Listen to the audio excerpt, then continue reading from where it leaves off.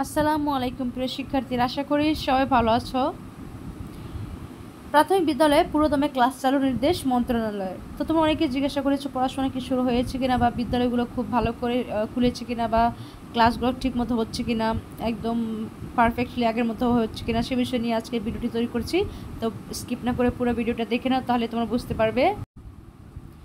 তো দেখো, দেশের সব প্রাথমিক বিদ্যালয়,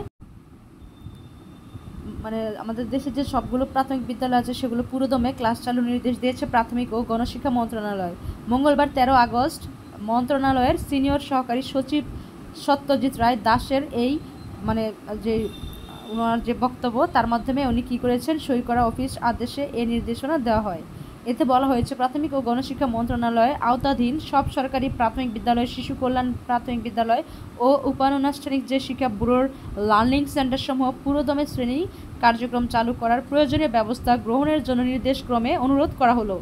একই সঙ্গে প্রাথমিক ও গণশিক্ষা মন্ত্রণালয় থেকে গত 3 আগস্ট ক্লাস বন্ধ রাখার নির্দেশনা দিয়ে জারি করা অফিস আদেশের কার্যকারিতা রহিত করা হলো বলে আদেশে উল্লেখ করা হয়।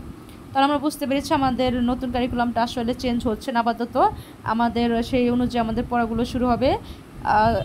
যেহেতু বছরের অর্ধেকটা চলে গেল, সে পড়া এখন আর চেঞ্জ করা সম্ভব না, তাই আপাতত এই পড়া নিয়ে আমাদের মন্ত্রণালয় থেকে মনে হচ্ছে যে ক্লাসগুলো করবে এবং সেই অনুযায়ী আমাদের পরীক্ষা হবে। যেহেতু সিস্টেমের কথা কিছু বলা হয়নি, তার মানে এই পড়াগুলি থাকবে, তাই আমাদের দ্রুত পড়তে হবে। যেহেতু সাময়িক পরীক্ষাটা বন্ধ ছিল আমাদের, সে পরীক্ষাটা হবে কিনা সেটাও বলে দেওয়া হবে, এবং যদি না হয় আমাদের নেক্সট যে সামনাসিক সামষ্টিক আরেকটা পরীক্ষা আছে, বছরে যেহেতু 2বার হয়, সেটা হওয়ার সম্ভাবনা আছে কিনা সেগুলো সব জানানো হবে এই চ্যানেলটিতে। তোমরা অবশ্যই চ্যানেল সাবস্ক্রাইব করে রেখো, যখনই নিউজ আপডেট আমি পাবো তোমাদেরকে সাথে সাথে দিয়ে দিব।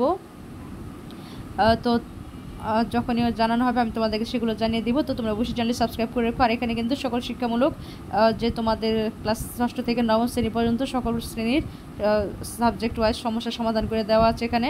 তো তোমরা চাইলে এখান থেকে প্লেলিস্ট থেকে সেই পড়াগুলো চাইলে কমপ্লিট করতে পারো, সেই ছকগুলো পূরণ করতে পারো।